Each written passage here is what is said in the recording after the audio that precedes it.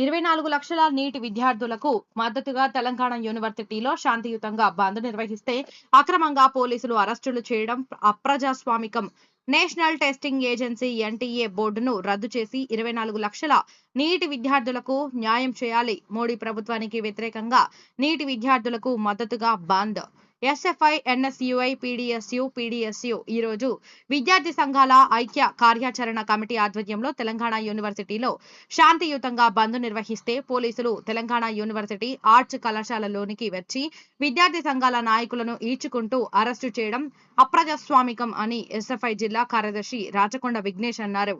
కేంద్ర ప్రభుత్వం ఆధీనంలో నడుస్తున్న ఎన్టీఏ బోర్డును వెంటనే రద్దు చేసి సిట్టింగ్ జడ్జితో విచారణ జరిపించి 24 లక్షల మంది నీటి విద్యార్థులకు న్యాయం చేయాలని డిమాండ్ చేశారు. అదేవిధంగా ప్రధాని మోదీ కేంద్ర విద్యాశాఖ మంత్రి ధర్మేంద్ర ప్రధాన్ పెదవి విప్పి సమస్యను పరిష్కరించాలని అన్నారు. అదేవిధంగా కేంద్రం రాష్ట్రాల స్వయం ప్రతిపత్తిని కాపాడి నీట్ పరీక్షలను రాష్ట్ర ప్రభుత్వాలచే నిర్వహించాలని అన్నారు. అదేవిధంగా కేంద్రం నిష్పక్షపాతంగా వ్యవహరించి పరీక్షను నిర్వహించాలని కోరారు.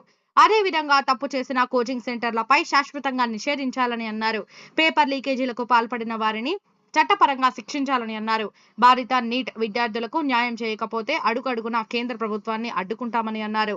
అదేవిధంగా యూజీసీ నెట్ విద్యార్థుల పరీక్షను సరిగ్గా నిర్వహించని ఎన్టీఏ బోర్డును ప్రక్షాళన చేయాలని కేంద్ర ప్రభుత్వాన్ని హెచ్చరించారు. ఈ కార్యక్రమంలో పీడీఎస్యు జిల్లా కార్యదర్శి డాక్టర్ కార్కాన్ గణేష్, ఎన్ఎస్యుఐ యూనివర్సిటీ అధ్యక్షులు కోమిరే శ్రీశైలం, పీడీఎస్యు యూనివర్సిటీ ఉపాధ్యక్షులు అక్షయ్, ఎస్ఎఫ్ఐ యూనివర్సిటీ ఉపాధ్యక్షులు దినేష్, నాయకులు రాజేందర్, చిత్రు, శివకుమార్, రాజేందర్, శ్రీకాంత్ తదితర నాయకులు పాల్గొన్నారు.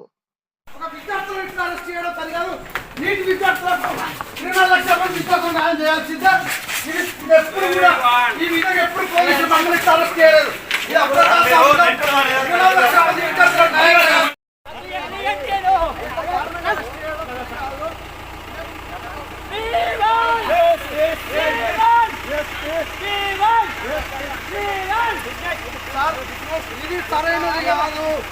మేము విద్యార్థుల కోసం పోరాటాలు చేస్తున్నాం. మమ్మల్ని టెర్రరిస్ట్ కాదు, ఒక టెర్రరిస్ట్గా ఇవాళ పోలీసు యంత్రాంగం పనిచేయడం సరికాదు. మీరు విద్యార్థుల సమస్యల మీద మేము పోరాటాలు చేస్తున్నాం. మాకు అందరూ సహకరించాల్సిన అవసరం ఉంది. 24 లక్షల మంది విద్యార్థుల కోస కేంద్ర ప్రభుత్వానికి పడుతుంది. విద్యార్థులకు న్యాయం చేయాలి.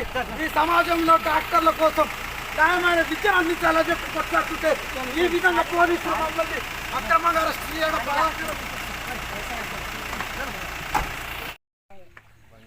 చేస్తాం. మీరు అనే గవర్నమెంట్ స్కూల్స్ మేము న్యూసెన్స్ చెయ్యము. నేను అంటే మొత్తం ఇక్కడ ఉన్న యూనివర్సిటీ మా ప్లానింగ్ మాకు ఉంది కాబట్టి ఏదో శాంతియుతంగా చేస్తాం, మీకు సహకరిస్తాం. డెఫినెట్లీ అది మా బాధ్యత. లేదు bandh sir, it is constitutional right. గానే గారు మీరు అనే మాట సిపి గారు ఎస్ఎఫ్ఐ జిల్లా కార్యదర్శి తెలంగాణ యూనివర్సిటీలో ఏదైతే జాతీయ దేశవ్యాప్త బంద్కు సంబంధించిన అంశంలో భాగంగా శాంతియుతంగా తెలంగాణ విశ్వవిద్యాలయంలో నీటికి వ్యతిరేకంగా నీటి విద్యార్థులకు మద్దతుగా శాంతియుతంగా మేము ఈ దేశవ్యాప్త బంద్ను నిర్వహిస్తున్న తరుణంలో పోలీసు యంత్రాంగం ఇవాళ మమ్మల్ని ఒక దారుణంగా అప్రజాస్వామికంలో ఉన్నట్టుగా తీసుకున్న పరిస్థితి ఉంది. ఇవాళ మా బట్టలు చింపిన పరిస్థితి ఉంది. తెలంగాణ ఆర్ట్స్ కళాశాల నుండి 3 అంతస్తుల బిల్డింగ్ నుండి మమ్మల్ని ఈడ్చుకొని ఇవాళ అరెస్టు చేయడం బాధాకరం అని చెప్పి, ఏదైతే 24 లక్షల మంది నీటి విద్యార్థులు ఎవరైతే ఉన్నారో వాళ్ళందరికీ ఎగ్జామినేషన్ నిర్వహించాలని చెప్పి, దాంతోపాటుగా విద్యార్థులకు న్యాయం చేయాలని చెప్పి కేంద్ర ప్రభుత్వం ఆధీనంలో ఎన్టీఏ బోర్డు ఏదైతే ఉందో ఆ ఎన్టీఏ బోర్డును రద్దు చేయాలని చెప్పి విద్యార్థి సంఘాలుగా మేము ఈ పిలుపునివ్వడం జరిగింది. దాంతోపాటుగా ఎగ్జామినేషన్ నిర్వహించాలని చెప్పి ఏదైతే కేంద్ర ప్రభుత్వ విద్యాశాఖ మంత్రి ధర్మేంద్ర ప్రధాన్ గారు వెంటనే విద్యార్థులందరికీ క్షమాపణ చెప్పాలి, రాజీనామా చేయాలని చెప్పి మేము డిమాండ్ చేయడం జరుగుతుంది. విద్యార్థులకు న్యాయం చేయకపోతే అనేక పోరాటాలు చేస్తామని చెప్పి, దాంతోపాటుగా ఈ మధ్యకాలంలో యూజీసీ నెట్ వారం రోజుల ముందు యూజీసీ నెట్ ఎగ్జామ్ నిర్వహించడం జరిగింది. ఆ యూజీసీ నెట్ ఎగ్జామ్ కూడా అసమర్థ ఎన్టీఏ వల్ల ఆ పేపర్ కూడా లీకేజ్ కావడం బాధాకరం. ఈ 2 పేపర్లు లీకేజ్ అయితే చాలామంది విద్యార్థులు, సుమారుగా నీట్ విద్యార్థులు 24 లక్షల మంది విద్యార్థులు, దాంతోపాటుగా యూజీసీ నెట్ విద్యార్థులు ఒక 6 లక్షల మంది విద్యార్థులు, అంటే ఈ దేశంలో 30 లక్షల మంది విద్యార్థులకు ఇవాళ కేంద్ర ప్రభుత్వం తీరని అన్యాయం చేసిన పరిస్థితి ఉంది.